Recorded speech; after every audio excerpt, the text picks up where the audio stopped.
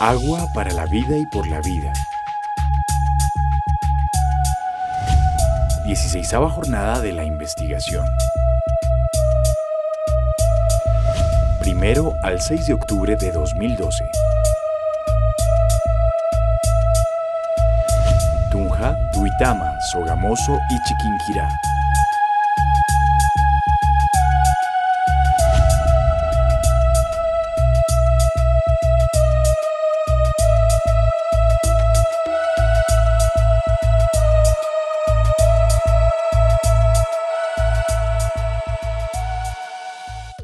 En primer lugar, agradecer a los invitadores, organizadores de este evento. Muy buenos días a todas, poco más todas y todos. Voy a tratar un tema que intenta proponer un enfoque desde el metabolismo socioecológico. ¿Qué entendemos como metabolismo socioecológico? Un poco lo que se ha venido trabajando hasta ahora, de una manera muy importante, en trabajos como los que acabamos de escuchar, muy interesantes. Y desde el primer trabajo que escuchamos esta mañana sobre el modelamiento de embalses, tienen un común los trabajos actuales que se hagan a nivel agroindustrial o en el sector agrario,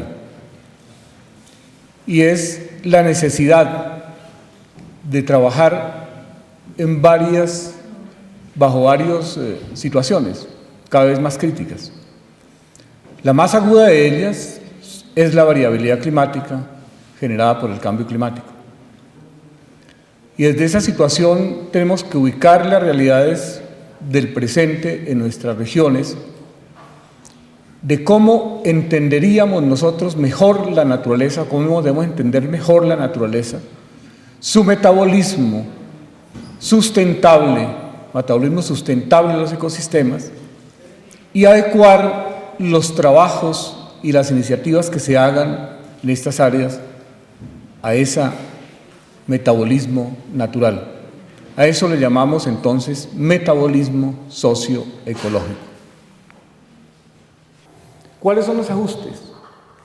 Que dentro del concepto de metabolismo ambiental debe primar como enfoque la relación en sociedad-naturaleza. Y la relación sociedad-naturaleza es buscar la sustentabilidad como criterio de análisis en toda la implementación de los procesos. Hablo de sustentabilidad y no de sostenibilidad.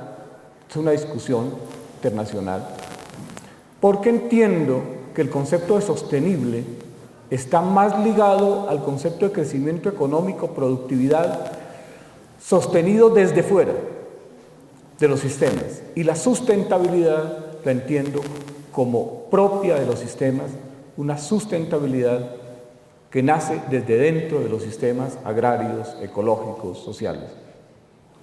Entonces, desde ese enfoque habría que buscar la sustentabilidad como criterio de análisis.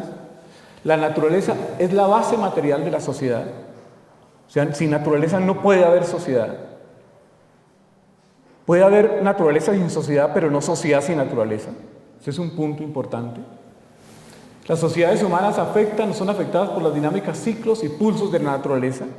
Segundo punto, reconocer que la naturaleza no es elemento inerte, sino que la naturaleza es vivo, son la serie, una suma, una complejidad de procesos vivos que tienen su propia dinámica y cada vez responden más a dinámicas diferentes, en donde lo importante en la contemporaneidad, en la actualidad, es que el hombre ha hecho cambiar la historia de la naturaleza al propiciar el cambio climático.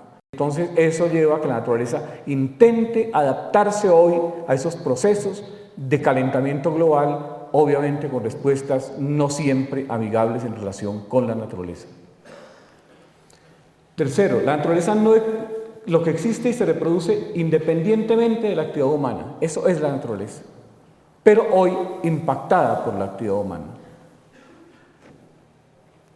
El metabolismo entonces tiene que reconocer que el hombre está a su vez en la naturaleza y en la historia.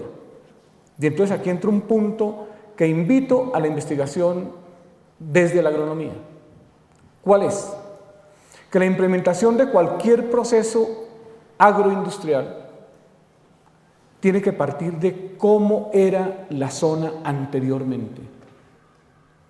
¿Cuál era lo que dice Toledo? ¿Cuál es el conocimiento, el bioconocimiento que tiene la comunidad de la naturaleza antes de implementar el proyecto? Y eso implica entonces una reflexión histórica. Por ejemplo, en Boyacá, pongo el caso. Hace unos 4 o 5 años se intentó, se prometió, se inició el proyecto de implementación de la remolacha azucarera. El proyecto de la remolacha azucarera era apoyado por los suecos, por los suizos, por los italianos, creo, por el gobierno nacional, donde era montar una planta de remolacha azucarera sobre la base de que había en el Valle Sogamoso 7.000 hectáreas propicias para la remolacha azucarera. Y entonces una planta de biocombustibles para producir bioetanol con base en la remolacha azucarera. Todo lo que vimos en la prensa fue que en 3 años iban a estar 7.000 hectáreas cultivadas con remolacha azucarera. Desconocieron la historia de la tradición agraria de Boyacá. Reconocieron que en Boyacá, como dice Fassborda, el hombre es la tierra y la tierra es el hombre. Como en casi ninguna parte del país, por los ancestros muiscas, premuiscas, y todo el desarrollo de la agricultura en Boyacá está ligada al hombre y la tierra. Como desconocieron eso, comenzaron a negociar con campesinos y decirle: ustedes nos arriendan su finca por 7 años para cultivar remolacha y listo. Pasaron 3 años y solamente cerca de 2.000 hectáreas habían conseguido potencialmente en arriendo. El proyecto fracasó. La gente no quiso dejar de tener su vaca de amarrar, su huerta casera, su autosostenimiento en agricultura de pan coger, porque estaban más relacionados con la tierra y no se veían ellos como obreros de un proyecto agroindustrial en donde no iba a generar alimentos, sino a generar alimentos para autos. Y eso fue una lectura histórica de sostenibilidad alimentaria que hizo fracasar el proyecto de la remolacha azucarera en Boyacá. Las sociedades humanas producen y reponen sus condiciones materiales de existencia a partir del metabolismo con la naturaleza, siendo una condición presocial, natural y eterna. Ustedes no pueden imaginarse un campesino boyacense, un agricultor boyacense sin cultivar, porque su esencia es cultivar. Eso es muy importante. Un campesino sin estar acariciando la tierra todo el tiempo, porque eso es su esencia histórica, mientras exista como campesino, como agricultor en una zona como esta. No hablo de acá, poco conozco más, pero lo mismo se da en el Huila, lo mismo se da en Antioquia, etcétera, etcétera. Porque hay condiciones presociales y naturales de esa relación de las sociedades humanas que no están dispuestas a entregar por cambios que queramos imponer desde afuera, sino que los procesos agroindustriales tienen que partir desde dentro de las comunidades para que sean sustentables. Siguiente. Tiene 5 pasos en cualquier sistema. Este modelo está planteado por Toledo y González y se ha venido aplicando en México. Estamos trabajando nosotros con este modelo en zonas suburbanas de Bogotá y Usaquén, mirando cómo se puede combinar agricultura urbana orgánica con procesos urbanos incluso. Y estamos en proceso de iniciar un proceso de investigación en Boyacá también de identificar esta situación. ¿Cuáles son los procesos? El proceso de apropiación de los recursos naturales, que lo vamos a analizar un poquito más adelante. El proceso de transformación de esos recursos naturales. El proceso de circulación, el proceso de consumo y el proceso de excreción, que está alimentado por todos los 4 anteriores. Donde hay apropiación, hay excreción. Donde hay transformación, hay excreción. Donde hay circulación, hay excreción. Donde hay consumo, hay excreción.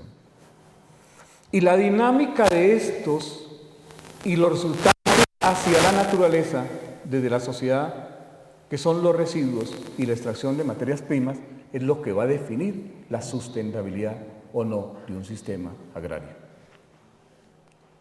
Pongamos el caso, Embalse de la Copa, en Boyacá.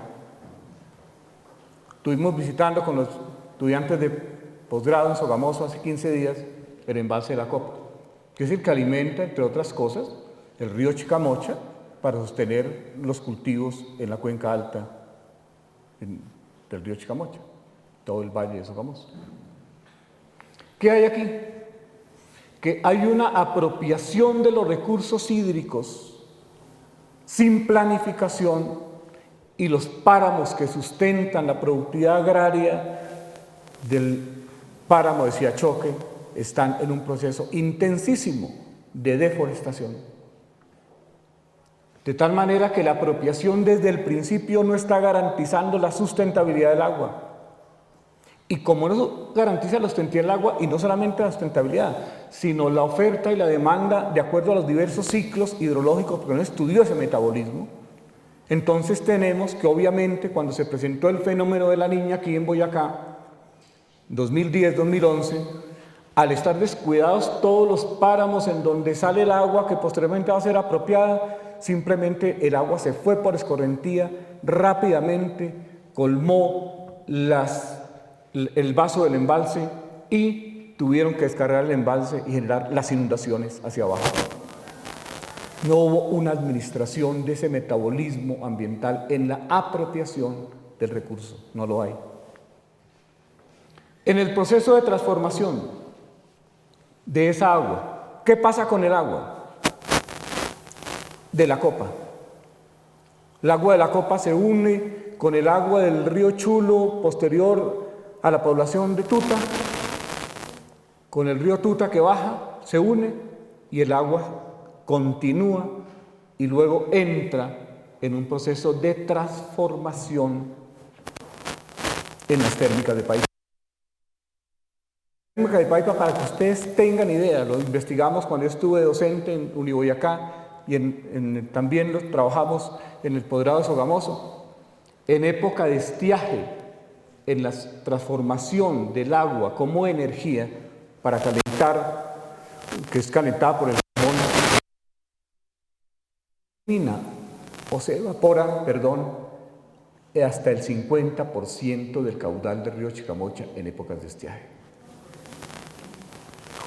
Lo medimos en el fenómeno del Niño de 1997-98 y el río Chicamocha en el momento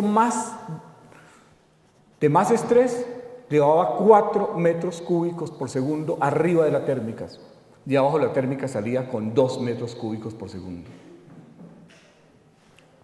¿Qué significa?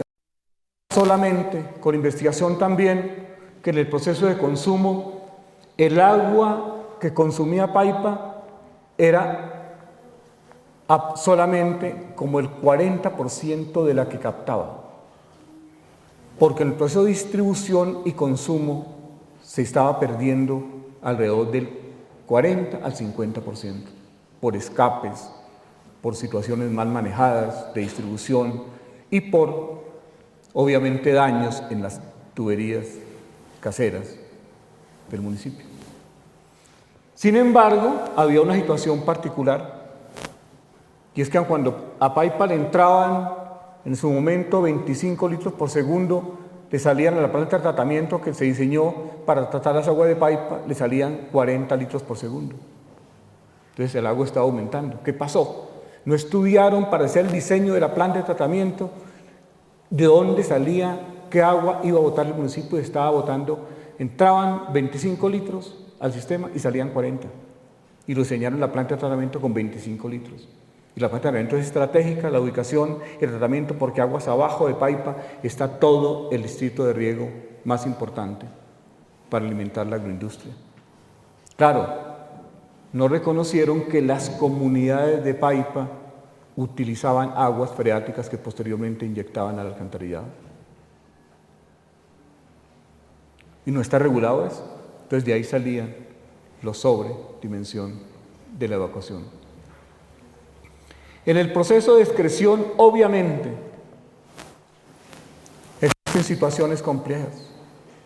¿Qué sistemas de tratamiento? Ya yo le pregunto a los compañeros, a los que están trabajando distritos de riego, que están trabajando procesos de agroindustria, ¿qué sistemas de tratamiento y cuál es la investigación, el estado del arte, la investigación en procesos de tratamiento del agua utilizada en procesos agroindustriales? Para mí es crítico. No conozco el primer sistema de tratamiento de aguas residuales de un distrito de riego, de las colas del distrito de riego. No conozco sistema de tratamiento de aguas residuales industriales de procesos agroindustriales versátiles.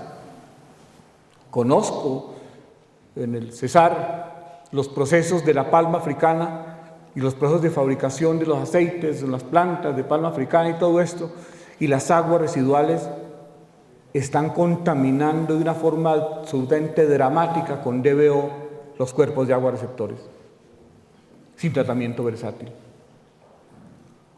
Yo le preguntaba alguna vez a los compañeros, algunos del distrito de riego del Alto Chicamocha, ¿ustedes han estimado cuál es la carga a nivel de productos químicos como agroquímicos y como DBO, pero particularmente DQO, que está aportando el distrito de riego al río Chicamocha, aguas abajo del distrito de riego? ¿Han calculado eso? ¿Han calculado? Eso es trabajar el metabolismo ambiental. Jóvenes, ahí hay una cantidad de investigaciones que hay que trabajar en nuestro territorio. Continuemos. ¿Qué son esos procesos metabólicos en el tiempo? También son procesos fundamentalmente de gasto de energía. Y un proceso, un proyecto, una agroindustria que no tenga una racionalidad en el gasto de energía va al fracaso. Como se utilizaban 10 a 20 calorías por persona en la época de cazador-recolectores, en la sociedad agrícola primitiva 65 calorías por persona y en la sociedad industrial 250 calorías que se requieren para mantener una persona. Aquí hemos venido trabajando, entonces hemos venido mirando cómo hay una mayor demanda energética en estas sociedades y en la medida en que hay más especialización hay mayor demanda energética. Continuemos. ¿Qué es esa situación de la energía? Los análisis metabólicos sociales parten de la ubicación y escala y deben considerar además dos tipos de energía. Las energías endosomáticas, que son energías biometabólicas, es decir, energías que provienen de los alimentos fundamentalmente, que aportan de energía para la fuerza humana de trabajo, para la fuerza animal, y que son energías mucho más sustentables. Cuando yo tomo un proceso agroindustrial y lo tecnifico a tal nivel que elimino mano de obra, estoy despreciando energías endosomáticas y estoy introduciendo energías exosomáticas que fundamentalmente son en nuestras sociedades energías provenientes de combustibles fósiles. Y esa situación lleva a que las energías exosomáticas generan además una cantidad de residuos y residuos no biodegradables que van a transformar y alterar los metabolismos naturales y los metabolismos socioecológicos. Mientras que sistemas agroindustriales con alto uso de mano de obra son mucho más sustentables y menos contaminantes del medio ambiente. En la actualidad la extracción de recursos naturales triplica la extracción de biomasa por efecto de la mayor utilización de energías exosomáticas. Continuemos. Pero miremos el anterior también. Hemos venido trabajando dos investigaciones, que los invito también a participar en esas investigaciones. En la maestría trabajé observando los páramos de Boyacá, todo el recorrido oriental entre Páramo de Guerrero y el Cocuy. De muchos años de recorrer esas zonas, percibía que había una presencia de viento muy fuerte. muy fuerte. Miré el mapa de vientos de Colombia y ahí hay un indicio de que hay un corredor eólico. Trabajé durante un año muestreando, poniendo anemómetros para medir, porque el IDAM no tenía datos de viento por encima de los 3.000 metros, 3.200 metros. Yo instalé una estación a 3.450 metros y encontré que todo el año, absolutamente todo el año, hay suficiente aporte de energía eólica. ¿Qué significa eso? Que hicimos los cálculos de cuánta energía eólica se pudiera producir con pequeños aerogeneradores y pudiéramos decir que durante todo el año las poblaciones campesinas de los páramos de Boyacá pudieran autosostenerse de energía, sin recurrir a las empresas de energía y además teniendo una suficiente energía para mover mecanismos, por ejemplo, de transformación de alimentos, de conservación de alimentos, etc. Hablando de la eólica solamente, no estoy hablando de la solar. Y económicamente calculamos y demostramos que incluso con aerogeneradores de alta potencia ubicados en los páramos, sin necesidad de alterar los cultivos de papa ni dañar el metabolismo ambiental de los páramos, que fundamentalmente es generación de agua limpia, pudiéramos tener procesos agrícolas sostenibles desde el punto de vista energético en todo este corredor. Por eso la apropiación tiene que reconocer que no se apropian recursos naturales, sino ecosistemas. Cuando yo hago una apropiación del agua, estoy apropiándome de un ecosistema, no solamente el chorro de agua que va a coger, porque estoy alterando el ecosistema total.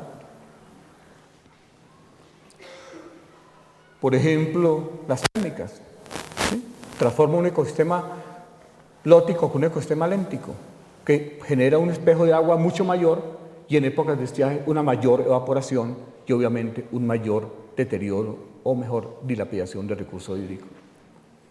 Ustedes miran las térmicas de Paipa, cómo sacan esas 4 chimeneas de vapor de agua y entonces yo cada vez que miro eso y paso por ahí están evaporándose 180 litros por segundo todo el agua que consume Duitama. Eso es muy importante mirarlo, porque no estamos en un clima como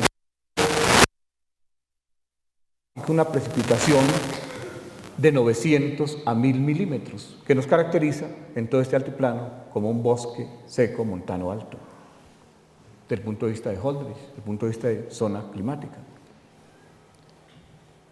Los sistemas son los objetos de apropiación y el depósito último de la excreción.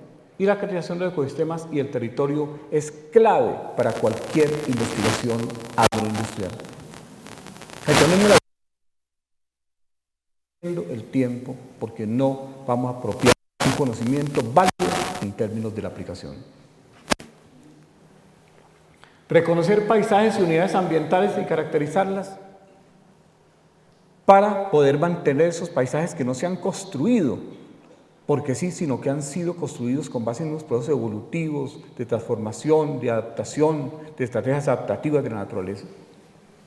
Evaluar el potencial productivo a nivel de recursos naturales y bienes y servicios ambientales, y evaluar el forzamiento ecológico, umbrales, capacidades de autorregeneración de las especies.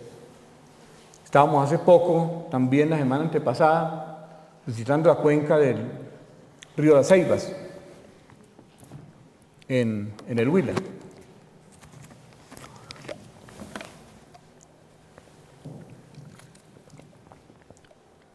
Este es un proyecto muy bonito, liderado por la FAO y por la CAM, la Corporación Autónoma de Magdalena, del Alto Magdalena. Y entonces un poco, mirando lo que tú planteabas ahora, ellos hicieron 2 experiencias de reforestación. Una experiencia que fue trabajar lo convencional, hacer el vivero, generar toda esta cosa de adaptación de especies, toda la situación. Y otra experiencia era recogiendo el conocimiento campesino para la reproducción de las plantas, de los árboles, para reforestar. Se plantearon reforestar algo así como 24.000 hectáreas para unir 2 corredores de bosque que fueron separados durante la colonización entre los bosques que van de la zona andina y los que vienen de la Amazonia. Y la experiencia demostró que son mucho más adaptables al medio para trasplantar aquellas plantas que el campesino simplemente coge, pone bolsas, no tan técnicamente, desde el punto de vista convencional manejadas, no pone bolsas, va y recoge las semillas de los bosques vecinos y las sacude en las bolsas. Cada bolsa acaba con 2 o 3 plántulas, ¿sí?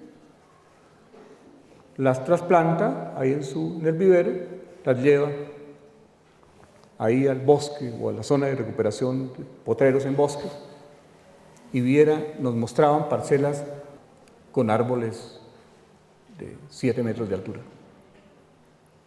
O sea, bosques consolidados, ¿no? Bosques bien consolidados, con especies nativas, ¿no? Muy interesante el ejercicio, porque ahí se plantearon fue mirar el conocimiento de la gente ahí para reproducir las plantas y lo que había hecho anteriormente la corporación haciendo toda la técnica de reforestación. Es muy importante porque ahí hay todo un compromiso mejor de conocimiento del metabolismo ambiental en la zona. Uno mira aquí, por ejemplo, yo miro a Corpo Boyacá y miro a la gente que hace reforestación aquí, y entonces han gastado una millonada de plata cogiendo robles y sembrándolos en potreros para hacer reforestación. ¿Cuántos robles prenden por 100? 2, 3. ¿Por qué no prenden los robles así? Porque inicialmente toca recuperar el sotobosque, el matorral, estimular que especies como el cacique o el ciro vayan ocupando esos espacios y después sembrar los árboles más importantes. Eso es reconocer el metabolismo socioambiental o ambiental en una zona. Sobre eso hay que investigar, jóvenes. Hay una cantidad de situaciones que hay que investigar. ¿Qué estamos haciendo en Paipa ahora? En una experiencia, una investigación que estoy trabajando. Yo hago parte también de un grupo que se llama Custodios de Semillas. Estoy trabajando en Paipa la recuperación de especies de papa. Ya tengo 20 especies nativas de papa en reproducción para poder entregárselo a los campesinos que recuperen esa memoria biocultural. Ahí estoy invitando a los compañeros acá para que me acompañen en esa investigación de pruebas de adaptación. Las he traído muchas del Cauca, me las han regalado, también a alturas similares a las nuestras, otras que he traído de otros municipios. Ya tengo 20 especies de papa en proceso de reproducción para ser repartidas dentro de las comunidades. Esas formas básicas de apropiación entonces tienen que ver con apropiación sin provocar cambios sustanciales, lo que señalaba el conferencista anterior. Por ejemplo, en estas zonas húmedas, generar barreras vivas alrededor de las fincas es supremamente importante porque las barreras vivas con especies nativas van a garantizar una mayor humedad relativa dentro de las parcelas y una menor demanda de agua y una mayor adaptación a los cambios climáticos, cosas como esas. Apropiación desarticulando, deteriorando los ecosistemas, eso es lo que no hay que hacer. Apropiación conservando los ecosistemas con fin de protección de especies y de suministro de bienes y servicios ambientales, eso es lo que hay que hacer. Mirando diferentes enfoques de la apropiación de la naturaleza. Continuemos. ¿En qué se basaría una ecología industrial o agroindustrial? El análisis del ciclo de vida de productos, de flujos de energía y de materiales a nivel de las empresas y las industrias. Convertir los residuos de un proceso en insumos de otro proceso a través de bolsas de residuos o de parques industriales de residuos que generen residuos para otros procesos. Desarrollo una nueva contabilidad ambiental a nivel de qué es lo que yo estoy apropiándome, cuánto cuesta desde el punto de vista de la economía ambiental, naturaleza, cuánto cuesta a nivel social, cuánto es el pasivo ambiental que estoy generando y cuánto es lo que yo tengo que recuperar. Por lo tanto, las empresas deben calcular y compensar sus pasivos ambientales a todo nivel. Uno mira en Colombia, esto es un desastre a veces. Estábamos visitando la planta de tratamiento de aguas residuales hace poco de Barranquilla, la AAA, que utiliza agua del río Magdalena. Y entonces yo les preguntaba, ellos utilizan algo así como 24 metros cúbicos de agua del río Magdalena. Y yo le preguntaba, ¿qué hacen ustedes por el río Magdalena? ¿Qué hacen la AAA por el río Magdalena? ¿Ah? ¿Ah? ¿Qué hacen las empresas públicas de estos municipios por el río Chicamocha? Por las cuencas hidrográficas. Porque está tomando el agua. Entonces la preparación sostenible tiene que compensar ese pasivo ambiental, esa deuda con la naturaleza, porque la naturaleza es la que está produciendo. Y obviamente las comunidades que están ubicadas ahí. Entonces el objetivo de esa ecología agroindustrial es el diseño de un esquema de producción y consumo que evoluciona hacia la preservación de recursos naturales que reduzcan el impacto negativo sobre el medio ambiente. Ventaja de tipo económico para las empresas que les permita competir en un mundo globalizado. Anterior conferencista señalaba, la agricultura orgánica es fundamentalmente una estrategia de adaptar la agricultura a los procesos naturales y generar productos limpios, mucho más asimilables por la naturaleza y menos tóxicos para el ambiente. El uso racional de recursos naturales y el respeto por la naturaleza y la normativa ambiental internacional tiende a configurarse como un criterio más de competitividad en el comercio mundial. Hoy los TLCs van a tener que trabajar mucho en competitividad alimentaria y en donde la agricultura orgánica y los procesos agroindustriales sostenibles van a tener que jugar un papel muy importante. Estamos acostumbrados al sistema industrial y las ciudades como algo ajeno al sistema natural, por lo tanto, al integrar el sistema industrial al sistema natural es una perspectiva que se había mantenido fuera del campo de la investigación. El campo de la investigación en la agricultura, en la agroindustria hoy es cómo adaptamos la agricultura a los procesos humanos y cómo esos procesos humanos tienen que adaptarse a una agricultura sostenible, en doble sentido. Todo el concepto de salud ambiental tiene que ver con los productos que consumamos y cómo los producimos para consumirlos. Entonces, hablar de un enfoque sistémico que integra los componentes de la industria y la biosfera, un análisis de la extracción biofísica para las actividades humanas y las complejas relaciones de los flujos materiales en el sistema industrial, y una consideración de evolución de las dinámicas tecnológicas en el largo plazo como elemento de transición para pasar de un sistema industrial no sustentable hacia un ecosistema industrial sustentable. ¿Sigue? Hay un enfoque que uno lo mira mucho en toda la parte teórica que dice que estamos en un proceso de desmaterialización. ¿En qué se basa eso? Que ya mucho se juega con que la electrónica, particularmente, está contribuyendo al proceso de desmaterialización. Porque ya no se requiere tanto trabajo humano, tanto consumo de recursos, porque la electrónica nos soluciona una cantidad de situaciones, ¿sí? Por efecto de la misma avance tecnológico. Pero las empresas requieren menos mano de obra, requieren, etcétera, toda la parte computacional. Sin embargo, miremos esto, la utilización de menos input o menos materia prima por unidad productiva, ya que debido a incrementos en la eficiencia y cambios en la demanda, el proceso de producción tiende a desvincularse de ciertos criterios materiales. Claro, uno mira, por ejemplo, Benetton. ¿Sí? Benetton trabaja sin materia prácticamente. Benetton lo que hace es coger computadores y estar inventando colores.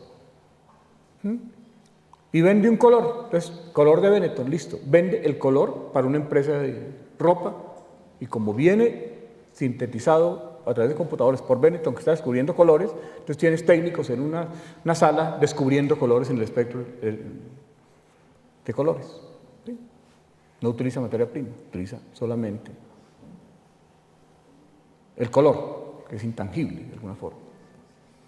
La principal aproximación del campo de energía es la estrategia de descarbonización con el objetivo de reducir la cantidad relativa de carbón en los combustibles. Hoy el principal proceso de cambio del hombre a la naturaleza es el proceso de carbonización de la naturaleza.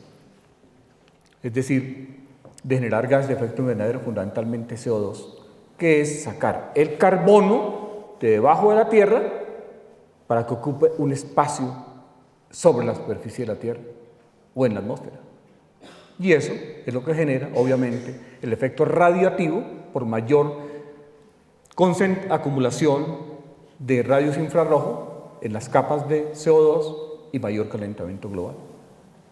Esa es la huella de carbono. Entonces, cualquier industria que hoy esté generando huella de carbono es una industria que en el futuro está llamada a recoger. Pongo ejemplos en Boyacá también. Trabajamos una investigación sobre la producción de gases de efecto invernadero en las industrias en Boyacá, con base fundamentalmente en la quema de carbón, la mayoría, otras quema de gas, fundamentalmente carbón y gas. Y encontramos que las industrias en Boyacá generan por efecto de huella de carbono, es decir, que se requieren para asimilar los gases de efecto invernadero y evitar cambio climático, tienen una huella ecológica en Boyacá de 1.500.000 hectáreas de bosque. Boyacá, todo el departamento, tiene 350.000 hectáreas de bosque. Y las industrias requieren 1.500.000 hectáreas de bosque para mitigar su huella de carbono. Eso es un pasivo ambiental que están generando en cambio climático. Y entonces nosotros tenemos que soportar fenómeno de la niña, fenómeno de la niña que se viene, y la responsabilidad está en las industrias y las actividades que generan altísima huella de carbono. O sea, si uno fuera equitativo desde el punto de vista ecológico y social, tendría que decirle a las industrias en Boyacá, a través de la Corporación Autónoma Regional y a las autoridades ambientales, que tenían que responder por reforestar 1,5 millones de hectáreas de bosques en Boyacá o en cualquier lugar. Que ese es el mercado del mecanismo de desarrollo limpio, mercado de los CERS, y la responsabilidad que en Colombia no se ha aplicado, pero que se va a aplicar obviamente a los desarrollos industriales. Continuemos.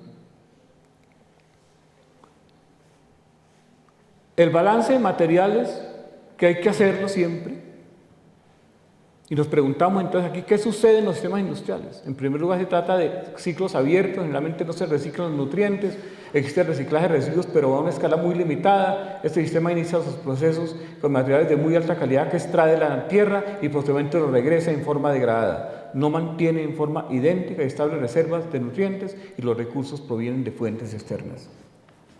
Es el gran problema del metabolismo industrial o agroindustrial. Coge materias primas limpias y genera residuos, que son energía degradada.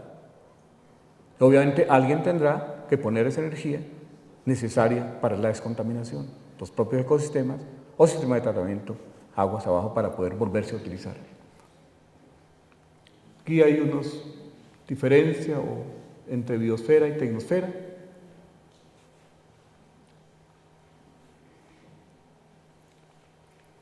Siguiente. Una analogía en los sistemas, con los sistemas naturales.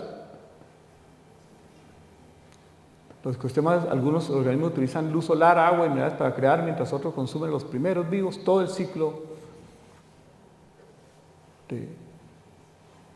de alimentación de las diferentes escalas, desde los productores primarios hasta los carnívoros.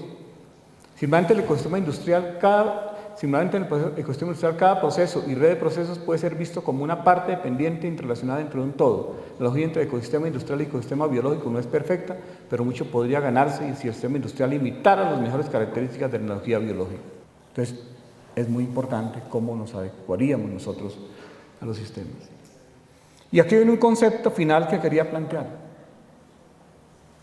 Concepto de exergía.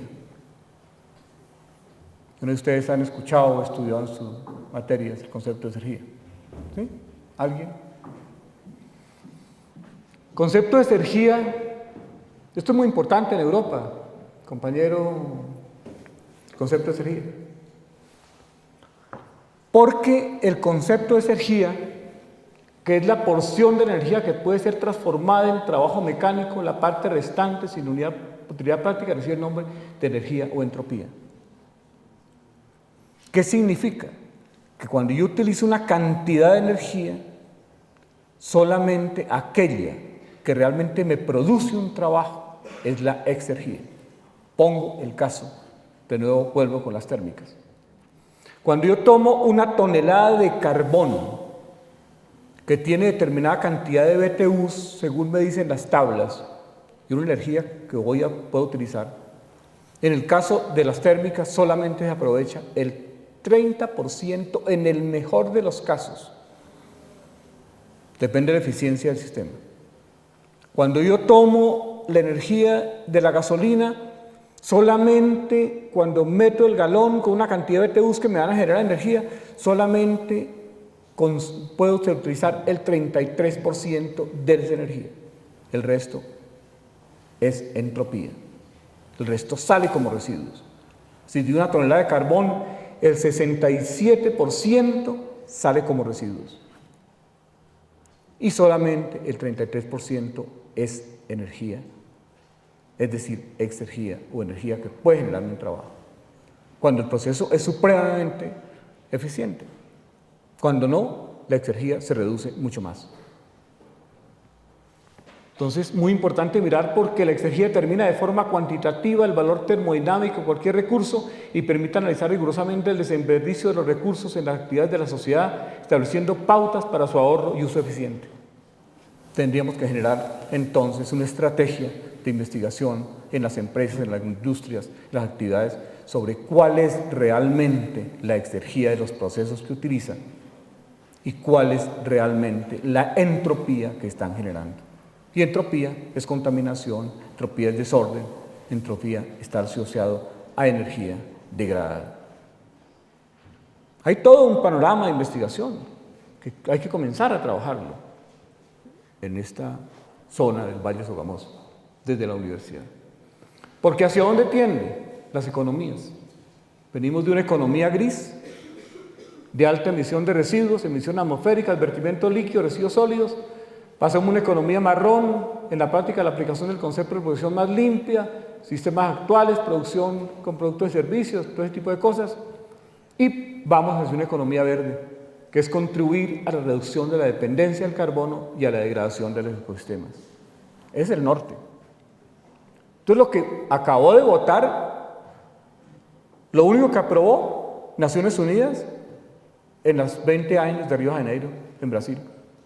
Orientar la economía hacia la economía verde, con estas dos situaciones, reducción de la dependencia de carbono y reducción de la degradación de los ecosistemas.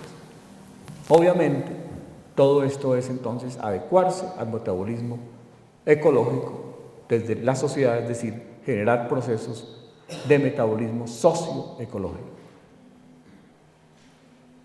¿Cuáles son las perspectivas?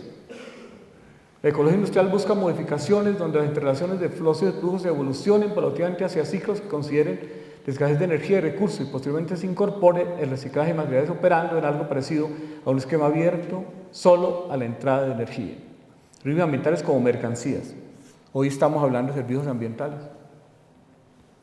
Uno mira la página del Ministerio del Medio Ambiente y entra en el portal del Ministerio del Medio Ambiente y lo primero es: Colombia tiene que regular, calcular y mirar cuáles son los servicios ambientales de sus ecosistemas. Nosotros tenemos energía eólica, tenemos energía hidráulica, tenemos suelos, tenemos paisajes todavía de bosque alto andino relativamente conservados algunos, tenemos aire limpio, todo eso es servicios ambientales, que no lo estamos aprovechando nosotros. Uno mira en Paipa, Duitama, Sogamoso, cómo extranjeros están viniendo a vivir y a disfrutar los servicios ambientales de los ecosistemas nuestros, mientras que los campesinos están siendo desplazados para irse a Bogotá a trabajar como celadores.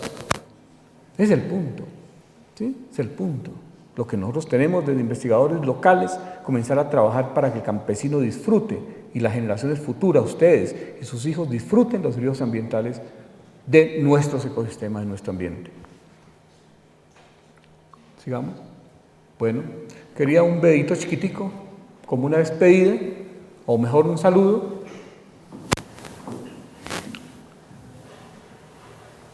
Este es el saludo del río Magdalena en Bocas de Ceniza, de nuestro río de la patria. Es un río que se profundiza en el mar unos 30 kilómetros. Los primeros 30 kilómetros de la desembocadura del Magdalena en el mar es agua de río.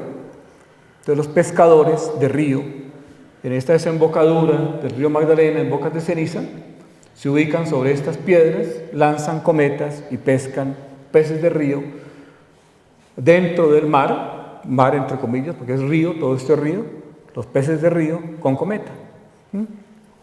La cometa, el viento desplaza la cometa dentro de la superficie de agua, pone el anzuelo y va picando los peces y luego jalan la cometa y sacan los peces, aprovechando la energía eólica de la zona de Bocas de Ceniza. Les presento al río Magdalena en el saludo que nos está dando todos los días desde Bocas de Ceniza. Muchas gracias.